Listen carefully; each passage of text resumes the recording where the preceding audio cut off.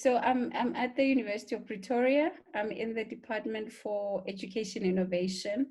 I'm the Deputy Director for Academic Development. Okay, and I think yesterday you mentioned you had another position before that. Yeah, so before that, I was the head of community-based research at the Mamelodi campus. So working more on community-based projects and community-based research. And that's where I met the students for the Unit for Urban Citizenship. The first question, what aspect of spatial design architecture has been of value to your industry, and how would you like to see progress in future? So for me, I mean, at the Mamelodi campus, the biggest focus is broadening educational pathways for students who come from disadvantaged backgrounds. So it became a big feature for us to think about what kind of spaces, are conducive for learning, So, and I have been exposed to, I visited a school in the Bafokeng area where, you could just tell from the spatial design that they had learning in mind, they had collaborative learning in mind. And for us, we have seen that also as a barrier, looking at the way our schools are built, especially in the townships, and thinking about if you focus on the teaching, do you do enough, or does it mean that the environment and the spaces as well have to be worked on so that you see that collective impact? Okay. Yeah. I see. So it's more about a holistic approach to Mm-hmm. learning, and not so much just learning as is, but what are the questions around learning, and where does learn, not just the questions, but where does learning happen? Because learning just doesn't just happen in a classroom. It happens on the school ground, it happens Yes. in the hallway. So everywhere that needs to be stimulating for students, I suppose. Yes. Yes. And what would Yes. you say are challenges now when faced? Is it just the lack of amenities, or? You see, for me, it's both ways. There's a legacy issue here, right? I think the legacy of apartheid, so sees us, having these structures already existing. So one thing that I see about the current government is that, as opposed to changing the structures to reflect the new dispensation and the new thinking, they are just maintaining the status quo. I mean, it was so disheartening for me when we visited one of the schools. I mean, a classroom of grade 12s, it looks like a jail. The windows are so high up, there's no light coming in. And sometimes the schools have to paint the windows because of the crime, right? Because they have very expensive equipment in there, so nobody could see inside the valuables. But at the end of the day, what does it say about the environment that a learner find themselves in?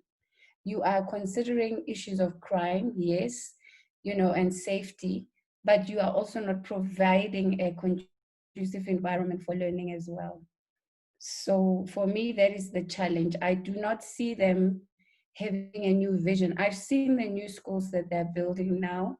They look better, but there's a large group of schools, architecturally, it's just still in the same state that they were as a result of the legacy of apartheid. Yes, and you think it's more the actual environment that the school is placed in, the context where the school is that's also not allowing for, freedom, this freedom of movement. Something as simple as light, natural light falling into a Yeah. classroom, and then it, Yeah. Yeah. like you And said. you find a lot of misbehavior in these schools, because I've also had the opportunity of visiting these schools I used to train science teachers. So when I assess them on school visits, the learners run outside. They don't sit inside. So you find the teachers the whole day trying to get them back inside the classroom. So that surely tells us something, that they're yearning for something more. Mm. They're yearning for more open spaces where learning can still take place. Yeah. Yeah, so it's a balance between what's going on outside and inside, and making both entities work for the student and stimulating Yeah. the student. Um, Yeah. so have you, with working with now with architects, have you had any interesting engagement findings, or any interest or any initiatives that was proposed that you'd like to share? One thing that I found very interesting was when they presented their projects after they worked at one of the schools. I think Takotabo, that was the school, where they engage in projects where they ask the learners, what kind of spaces would you like to find yourself learning in? Having them imagine and really entertaining the thought that their voice could actually inform the future in terms of spaces of learning. So for me, that was a very, progressive way of combining both fields, architecture and education. Yes, because the one hand you have this professional body, but bringing it down Mhm. to something as close to the student really opens up a new space for exploration, and Yeah, it yeah, may be a way to also bridge the gap between, what we know or we think we know, and mm, what's actually happening. And so you'd think more workshop work is probably a good idea in terms of that. um, but yeah, yeah. yeah, it's where we're going to start, who's going to initiate these types of engagements. uh, Yes, you so I see, guess the and I problem almost feel is like there needs to be like even a model school that's built from which can become a reference point. mm, Maybe that might just be the start. yeah, As I said, the Royal Bafokeng School for me is one of those schools architecturally that has really merged the world of architecture and education.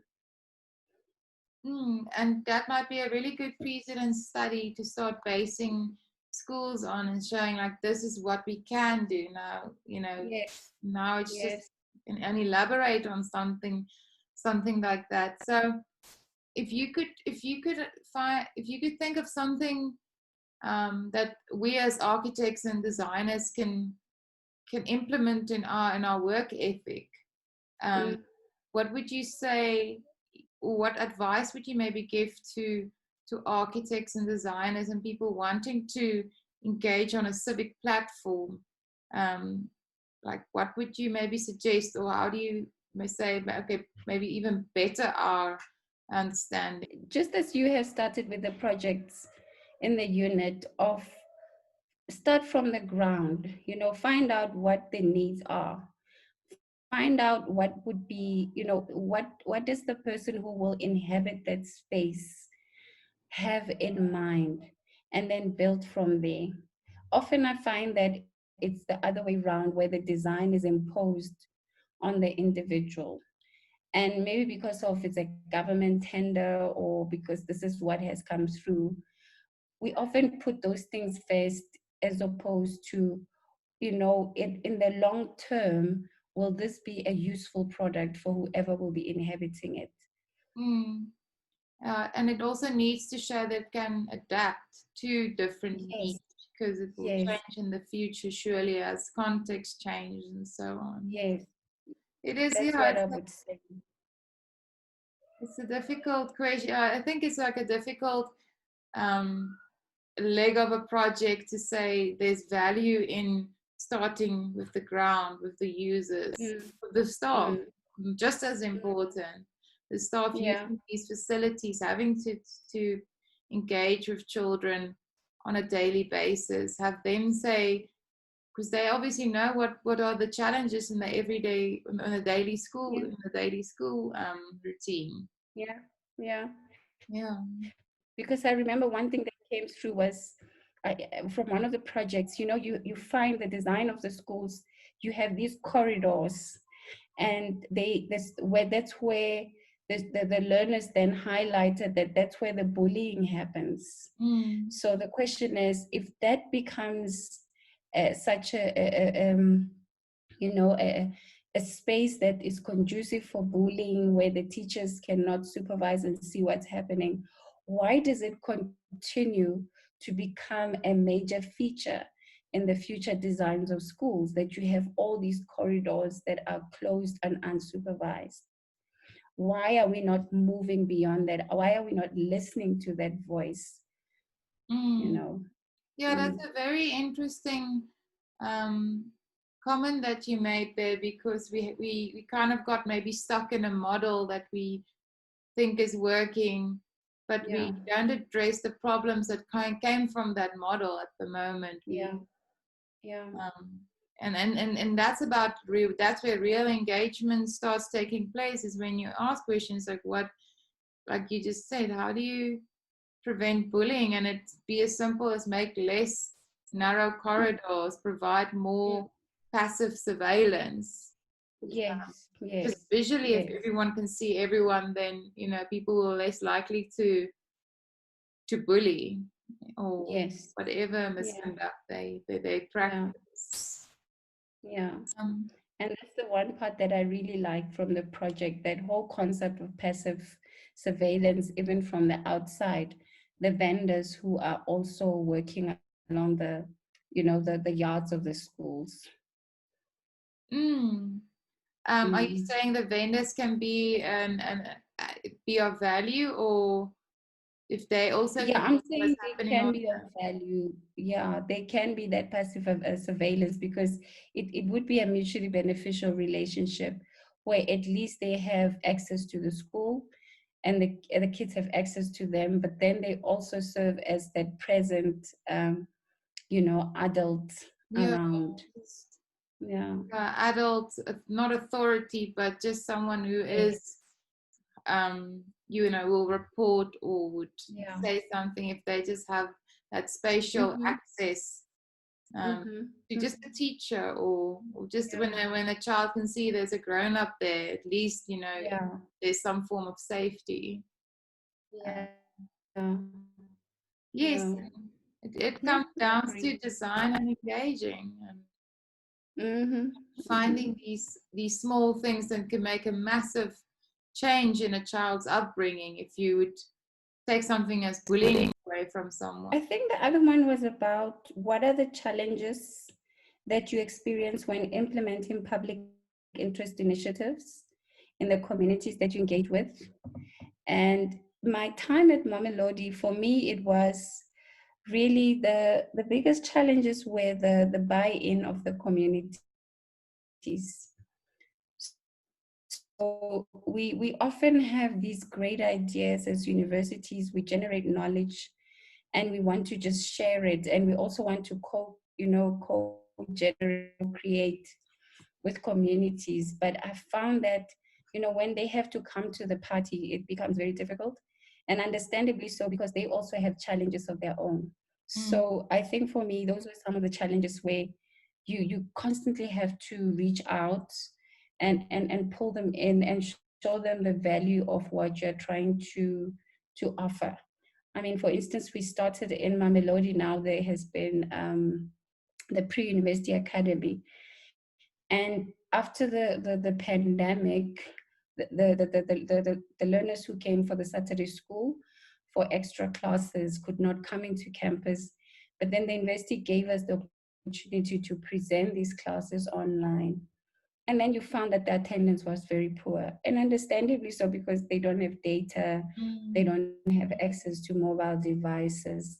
So you find that it's as if the university that's trying to uplift the community is not on the same level mm, as the community itself. So you're having to pull them very hard to come up to your level, and they cannot necessarily enjoy the opportunities that you're presenting because they're still bogged down with all these very challenges that anyone could probably think are basic, but for them it's major challenges. yes, no, I've personally experienced this. A lot of online classes at the moment. I was presenting maths and or assisting with maths and science classes that were presented online. And Yeah. you know, this even the schools that were participating, and it was schools here in suburban areas, but even Mm. those schools had children, you know, that couldn't attend the classes due to lack of data, lack of, you know, laptops. Not everybody has a camera or built-in camera laptop or even Yeah. a speaker. So some of the children would listen Mm. into the lesson, but they weren't able to ask a question because they couldn't, you know, they could type a question, but Yeah. after a while it becomes very tedious. So they would just, you know, they won't engage, and you won't really. It's not the same as, you know, sitting in a class and looking into the students and looking into their eyes and seeing who's, you know, Yeah. who's there and who's not, you know. Yeah. So Yeah, those are the challenges. So, but mm, I think there's always ways around them. But it just helps to go in, you know, well informed and with a bit of experience and not blind, so mm, that at least, you know, you come up with ways of working around the challenges. so if you could, I think I already asked question 3, but question 4 was more along the lines of how do you think architects can enhance their roles in terms of civic engagement? What would you suggest architects maybe how they should define their roles as a facilitator?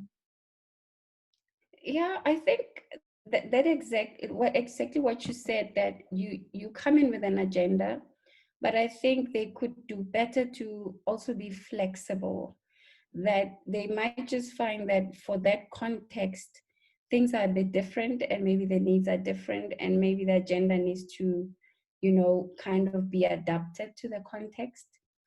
And I think again seeing it through as well, you know, it's something else.